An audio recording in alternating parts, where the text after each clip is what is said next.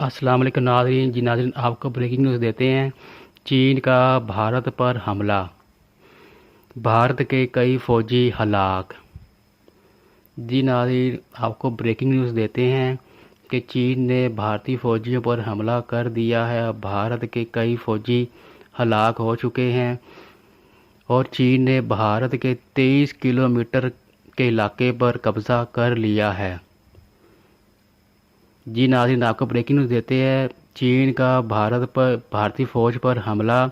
चीन ने भारत के 23 किलोमीटर इलाके पर कब्ज़ा कर लिया है और चीन ने पाकिस्तान से कहा है कि आप भी तैयार रहो। जी नाज़रीन, आपको ब्रेकिंग न्यूज़ देते हैं। चीन ने भारत पर भारतीय फ़ौजियों पर हमला कर दिया है। कई भारतीय फ़ौजी हलाक हो चुके हैं। जी नाज़रीन, चीन का भारतीय फ़ौजियों पर हमला, भारत के कई फ़ौजी हलाक। और साथ चीन ने यह भी कहा है कि पाकिस्तानी फ़ौज भी तैयार रहे कि भारत किसी टाइम भी पाकिस्तान पर हमला कर सकता है। भारत चीन की शिरकी के बाद भारत ने पाकिस्तान से कहा है कि भारत पाकिस्तान पर किसी वक्त भी हमला कर सकता है।